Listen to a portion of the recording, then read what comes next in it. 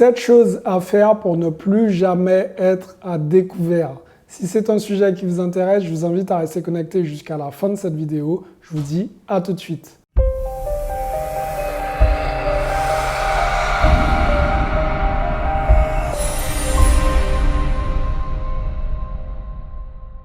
Salut à tous, je suis Xavier Prétérit, je suis l'auteur de 2 livres à succès, le livre Cave et Parking et le livre Devenir libre financièrement grâce aux immeubles de rapport. Alors dans cette vidéo, nous allons voir les 7 choses que vous devez faire absolument pour ne plus jamais avoir à vous retrouver à découvert. Avant de rentrer dans le vif du sujet, les amis, je vous invite tout simplement à cliquer dans la description. Vous allez voir, vous avez la possibilité de réserver votre appel stratégique 100% offert. Et ensemble, pendant 20 bonnes minutes, nous allons définir une stratégie pour vous aider à passer au niveau supérieur, pourquoi pas, pour investir dans l'immobilier. Maintenant, les amis, rentrons dans le vif du sujet. Quelles sont ces fameuses 7 choses à faire absolument pour ne plus jamais se retrouver à découvert? La chose numéro 1, c'est tout simplement de vivre en dessous de vos moyens. Vous êtes obligé de vivre en dessous de vos moyens pour ne plus vous retrouver à découvert. Pourquoi je vous dis de vivre en dessous de vos moyens? Parce que si vous devez faire face à un imprévu, vous allez pouvoir assumer sans vous retrouver à découvert. Donc la règle numéro 1, c'est déjà de vivre bien en dessous de vos moyens. J'insiste sur ce point, pourquoi? Parce que les riches, c'est la chose qu'ils font tout le temps. Ils vivent bien en dessous de leurs moyens.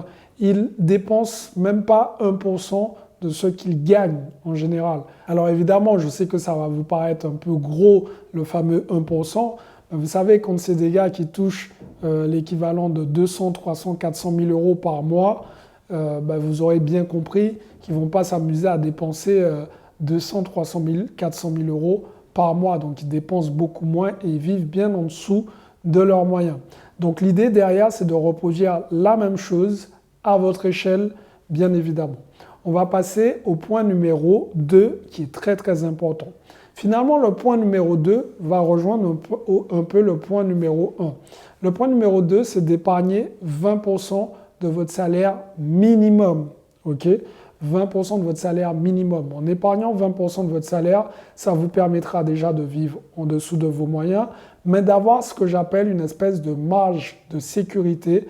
Comme ça, s'il y a un imprévu, vous allez pouvoir y faire face. Mais encore pire, si demain vous voulez vous lancer dans un projet, vous aurez déjà un petit pécule de côté pour pouvoir vous lancer sereinement dans votre projet.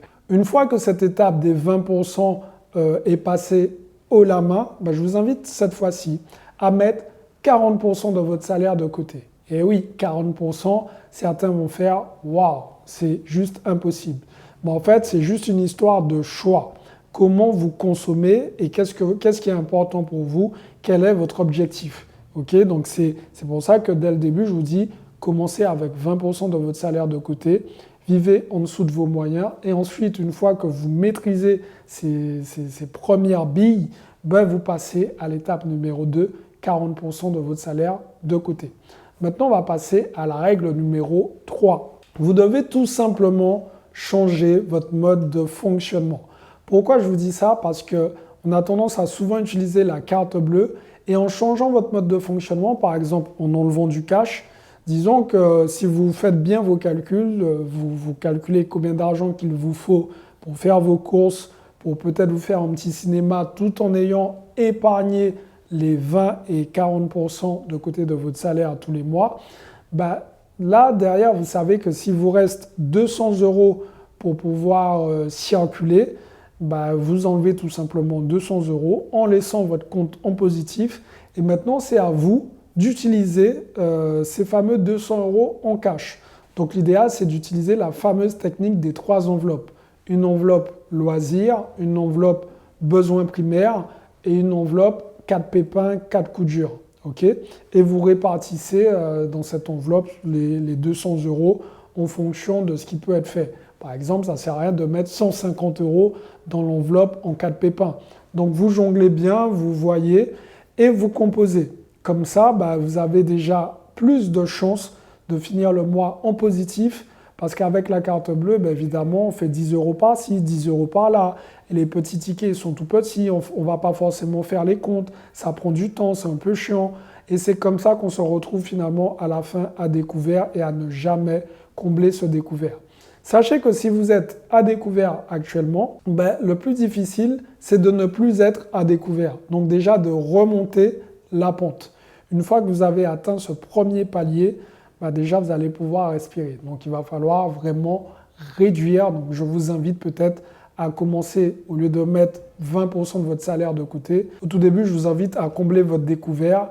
Donc finalement, les 2 premiers mois, à ne pas spécialement mettre d'argent de côté, le temps de retrouver un équilibre. Et une fois que vous avez retrouvé cet équilibre et que vous repartez à zéro, ce n'est qu'à ce moment que vous allez pouvoir mettre 20% de votre salaire de côté, ensuite 40% de votre salaire de côté.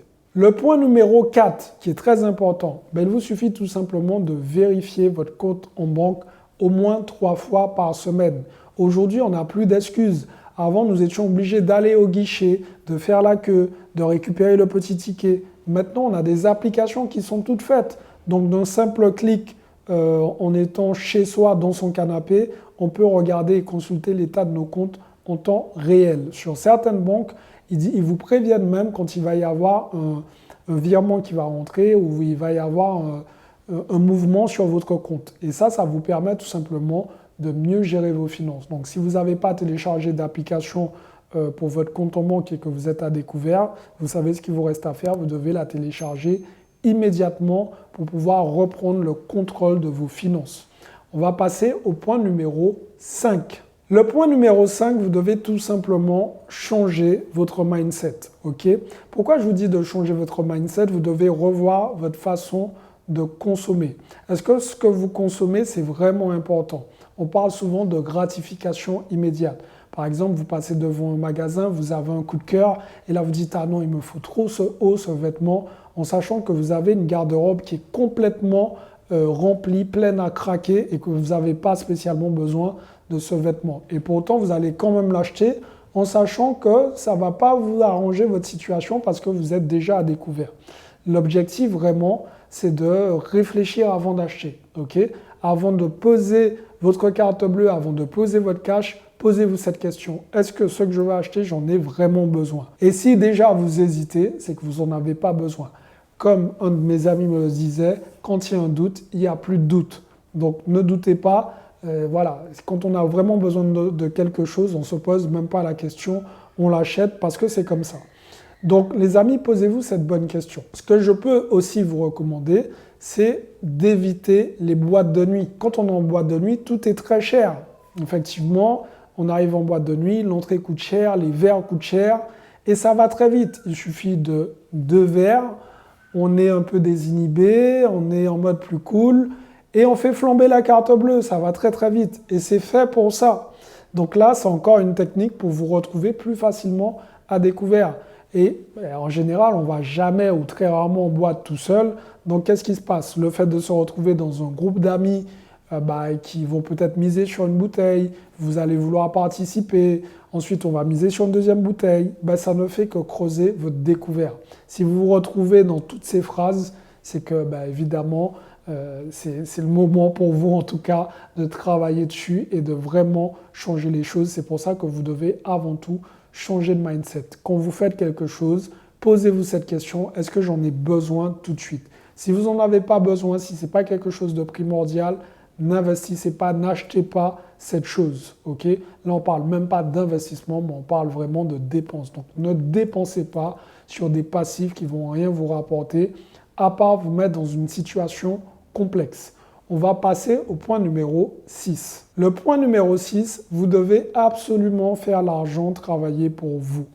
Oui, les amis, c'est important. C'est pour ça qu'aujourd'hui, moi, aujourd'hui, je fais des vidéos pour vous aider à vous aussi passer à l'action en investissant dans des actifs qui vont vous rapporter tout le temps et tout le reste de votre vie. Vous devez avoir de l'argent qui travaille pour vous.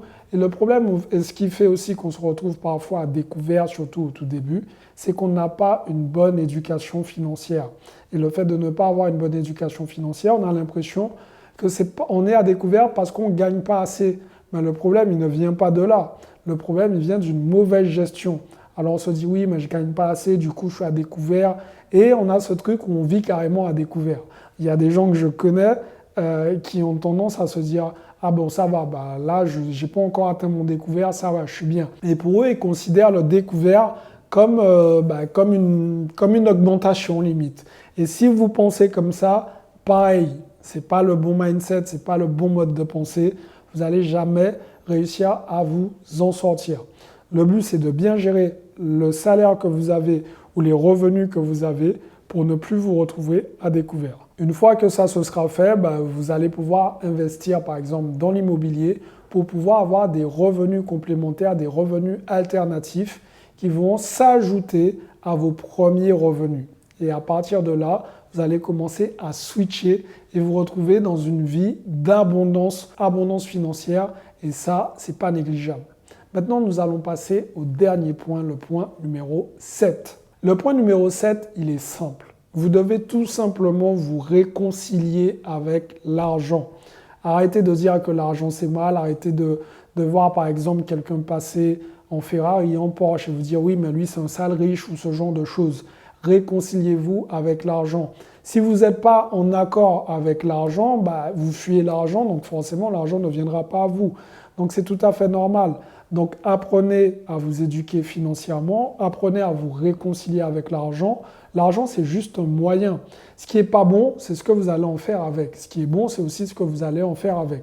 Ok, il y a des gens, j'aime bien dire, il y a des riches qui sont vraiment cons et idiots et méchants, mais il y a aussi des pauvres qui sont vraiment cons, idiots et méchants. Il y a aussi, tout simplement, des personnes qui sont riches et qui font beaucoup de bonnes actions, dont on ne peut pas forcément parler d'elles. Donc voilà, l'argent, c'est ce que vous en faites avec qui va faire de vous une bonne ou une mauvaise personne. Vous êtes bon ou mauvais avec ou sans argent. C'est aussi simple que ça. Donc voilà les amis, les choses à mettre en place pour ne plus jamais se retrouver à découvert. Dites-moi dans les commentaires, est-ce que cette vidéo vous a aidé? Dites-moi, est-ce que vous allez mettre en place certaines choses? Dites-moi dans les commentaires juste en dessous, est-ce que vous utilisez une autre technique pour ne plus vous retrouver à découvert? Voilà les amis, si c'est une vidéo qui vous a plu, je vous invite à me mettre un like, à vous abonner à la chaîne en activant la cloche bien évidemment. Et surtout, je vous invite à passer à l'action parce que demain, c'est pour les faibles. Ciao!